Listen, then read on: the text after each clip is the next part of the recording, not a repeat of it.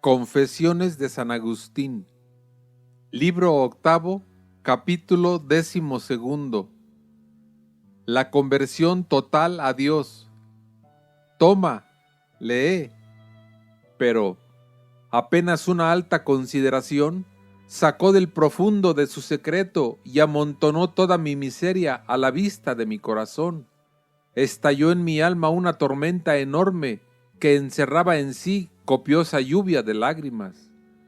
Y para descargarla toda con sus truenos correspondientes, me levanté de junto a Lipio, pues me pareció que para llorar era más a propósito la soledad, y me retiré lo más remotamente que pude, para que su presencia no me fuese estorbo. Tal era el estado en que me hallaba, del cual se dio él cuenta, pues no sé qué fue lo que dije al levantarme, que ya el tono de mi voz parecía cargado de lágrimas. Permaneció él en el lugar en que estábamos sentados sumamente estupefacto, mas yo, tirándome debajo de una higuera, no sé cómo, solté la rienda a las lágrimas, brotando 2 ríos de mis ojos, sacrificio tuyo aceptable. Y aunque no con estas palabras, pero sí con el mismo sentido, te dije muchas cosas como estas. Y tú, Señor, ¿hasta cuándo? ¿Hasta cuándo, Señor, has de estar irritado?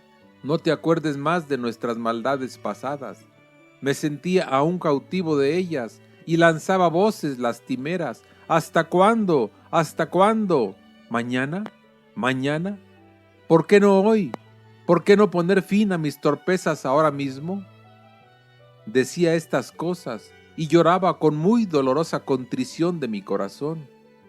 Pero he aquí que oigo de la casa vecina una voz, como de niño o niña, que decía cantando y repetía muchas veces: «Toma y lee, toma y lee».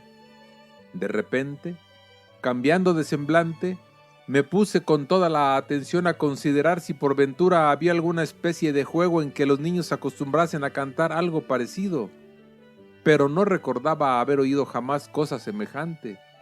Y así, reprimiendo el ímpetu de las lágrimas, me levanté, interpretando esto como una orden divina de que abriese el códice y leyese el primer capítulo donde topase, porque había oído decir de Antonio que, advertido por una lectura del Evangelio, a la cual había llegado por casualidad, y tomando como dicho para sí lo que se leía: «Vete, vende todas las cosas que tienes, dalas a los pobres y tendrás un tesoro en los cielos, y después ven y sígueme», se había al punto convertido a ti con tal oráculo.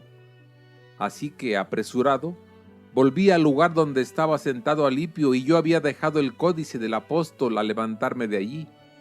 Lo tomé, lo abrí y leí en silencio el primer capítulo que se me vino a los ojos, que decía: «No en comilonas y embriagueces, no en lechos y en liviandades, no en contiendas y emulaciones, sino revestíos de nuestro Señor Jesucristo, y no cuidéis de la carne con demasiados deseos». No quise leer más, ni era necesario tampoco, pues al punto que di fin a la sentencia, como si se hubiera infiltrado en mi corazón una luz de seguridad, se disiparon todas las tinieblas de mis dudas. Entonces, registrando el códice con el dedo o con no sé qué otra señal, lo cerré, y con rostro ya tranquilo conté a Alipio lo sucedido, quien a su vez me indicó lo que estaba pasando por él y que yo ignoraba. Pidió ver lo que había leído, se lo mostré, y puso atención en lo que seguía a aquello que yo había leído y yo no conocía.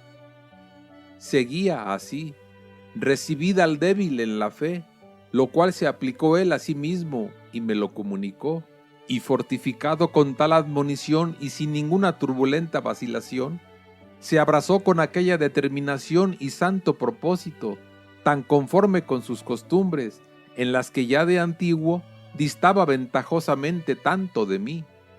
Después entramos a ver a mi madre, indicándoselo, y se llenó de gozo.